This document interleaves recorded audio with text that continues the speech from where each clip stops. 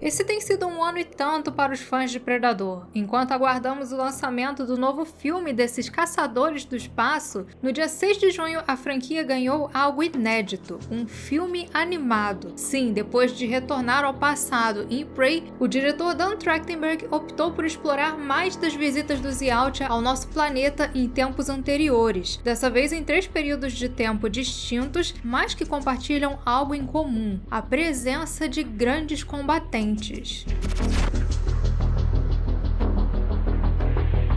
Predador Assassino de Assassinos é um filme que vem se destacando por finalmente trazer para a franquia algo que os fãs sempre quiseram: a cultura dos Yautja. Mas será que foi uma decisão acertada? Nos filmes anteriores, incluindo o próprio Prey, isso foi sempre algo que ficou meio para escanteio. Existia uma referência ou outra ali, mas como eu já falei várias vezes aqui no canal, toda a cultura e até o código de honra dos Yautja era uma coisa mais do universo expandido, então nada disso era válido para os filmes. Mas assim como muitos de nós, Dan Trachtenberg foi um cara que cresceu consumindo esses filmes do Predador, e não apenas isso, mas também o seu universo expandido. E assim como muitos fãs, ele certamente tinha uma vontade de ver essa parte do universo expandido sendo explorada no cinema. Então, assim que assumiu a franquia, o diretor fez questão de dar forma a esse sonho, algo que fica bem claro logo de cara no início da animação, que abre com uma citação do Código de Honra dos Yautja. Com um estilo animado que lembra muito o recente Arcane, Assassino de Assassinos nos conta a história de 3 caçadas, partindo do tempo dos Vikings e seguindo até a Segunda Guerra Mundial. E ao longo dessas caçadas nós vamos conhecendo não apenas combatentes da Terra com características diferentes, mas também predadores diferentes, tanto na sua anatomia quanto nos seus equipamentos e estilo de combate. No segmento dos Vikings tem um predador mais bruto. Já no Japão antigo, um predador mais ágil, que usa da sua furtividade. E na Segunda Guerra, um predador caçando em um combate aéreo. Os caçadores Yautja sempre têm alguma coisa em comum com a sua caça. Tem até mesmo uma desvantagem em comum entre todos eles. Você não percebeu? Ninguém ali tem as roupas do futuro. Pois é, seja em sua caçada em outro planeta, no trabalho, ou até mesmo naquela noite de filminho e pipoca, o conforto e praticidade das peças da Insider são as suas maiores aliadas. E agora, com o frio chegando, vem aquele momento perfeito para dar um upgrade no seu guarda-roupas. Porque sim, na Insider, além da clássica Tech T-shirt, você encontra também modelos ideais para os dias frios. Tem a Tech T-shirt long sleeve, o heavy pullover, moletons e até mesmo o casaco wingsuit, que é simplesmente meu sonho de consumo. Tudo isso com vantagens como alta respirabilidade, conforto térmico, propriedade anti-odor e fibras biodegradáveis. Se interessou? Então, nesse mês de junho, usando o cupom PANDORA, você ainda tem 15% off na sua compra. Por isso você não pode perder essa oportunidade de deixar o seu guarda-roupas mais inteligente e estiloso. Acesse o link na descrição, faça suas compras na Insider e ainda nos ajude a continuar levando a ficção científica por todas as galáxias. E agora, voltando aos predadores, é notável que houve um trabalho muito cuidadoso na elaboração das caçadas em Assassino de Assassinos. A forma como é feita a interação entre caça e caçador, os equipamentos de cada um, é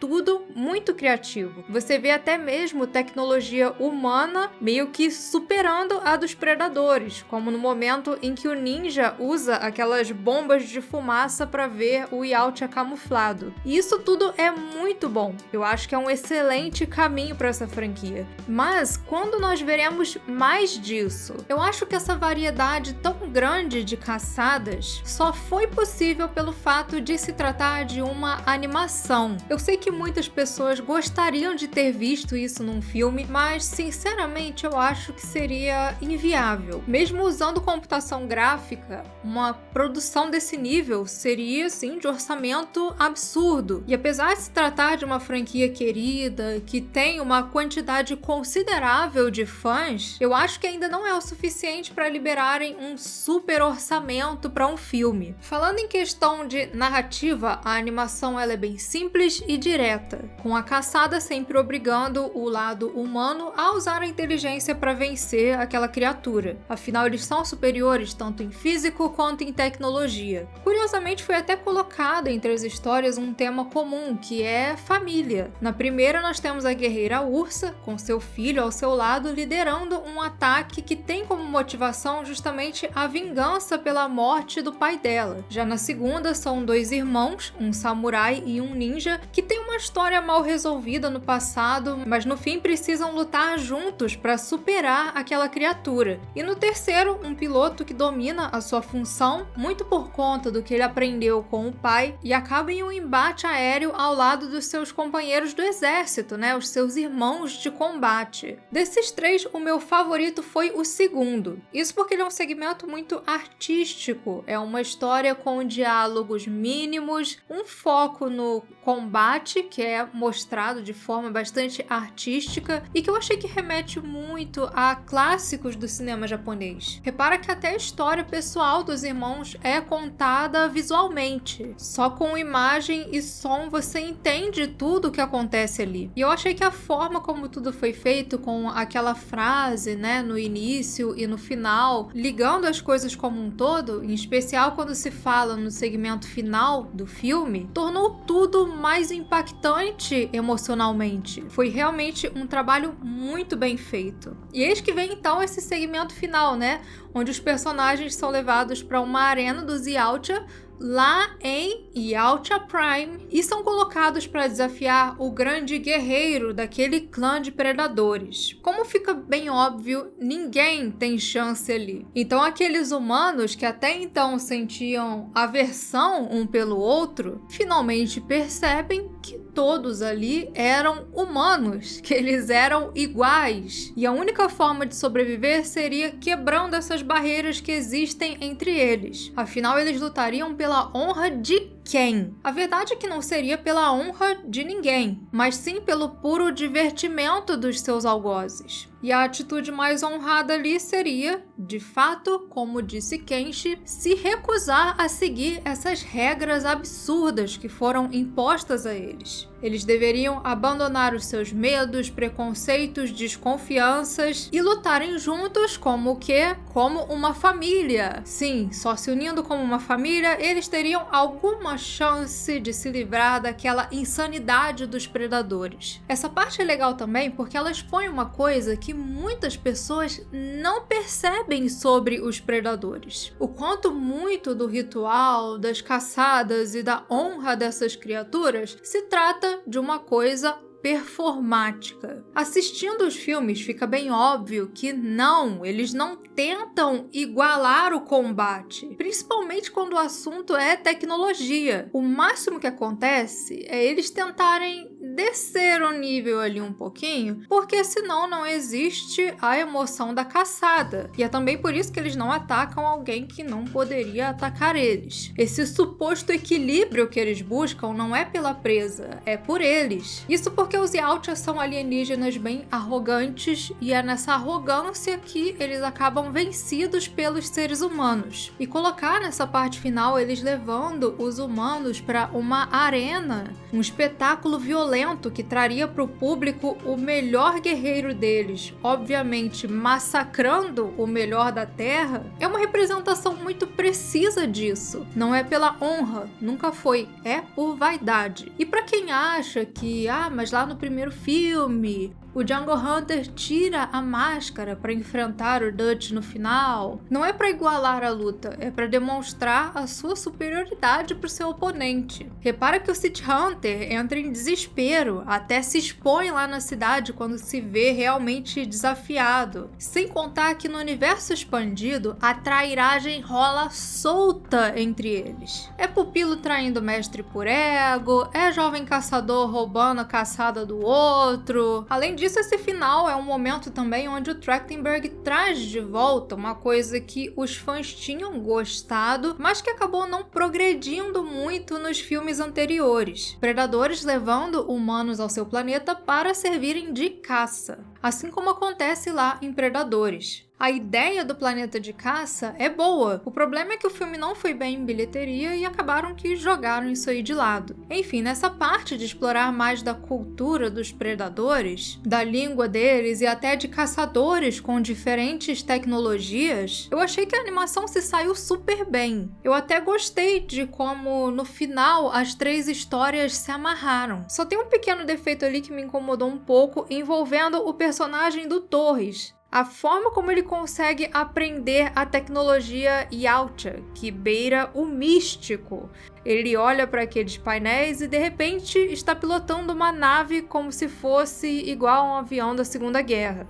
Eu não quero ser aquela pessoa que quer ficar exigindo realismo em Predador, porque, né, se for por isso eu nem vejo Predador. Mas eu achei que isso foi uma coisa que veio bem assim, do nada. Poderia ter sido trabalhado um pouquinho melhor ali, não sei. Por fim, eu não posso deixar de comentar também a cena final do filme. Nós vemos a ursa sendo levada para um depósito imenso, onde os Yautja armazenam os grandes guerreiros que os enfrentaram ao longo do tempo. Não tem só ser humano ali. E lá está uma personagem conhecida nossa, a Naru. Sim, de alguma forma, a pistolinha do Adoline foi parar de volta nas mãos dos Yautja. E aí nós temos uma prévia de uma outra produção que já está anunciada, que é Prey 2. A história onde nós veremos a Naru sendo capturada por esses alienígenas. Ah, mas por que não colocaram o Dutch, o Harrigan ali na nave também? Então, porque a história tecnicamente parou na Segunda Guerra Mundial, né? A história do Dutch acontece um pouquinho depois. No fim, o que Assassino de Assassinos nos diz? Por essa animação, fica claro que Dan Trachtenberg realmente está disposto a entregar aquilo que ele tinha prometido com os anúncios de Badlands. Uma nova fase da franquia que vai explorar mais a fundo os Yautja. Não mais colocar essas criaturas como o ser que vem do espaço caçar os seres humanos, mas sim colocar os holofotes sobre eles, transformá-los nos protagonistas. Apesar dos segmentos iniciais da animação não terem dado tanto destaque para isso, depois fica bem claro que existe a intenção de colocar essa espécie, a cultura dos predadores, como os elementos centrais. E com tudo que nós já sabemos de Badlands, isso fica ainda mais evidente, porque vai ser um filme que realmente vai ser protagonizado, terá uma história contada da perspectiva de um Yautja, o predador Dex. Esse tem até um nome oficial. E cara, eu não vou dizer que isso é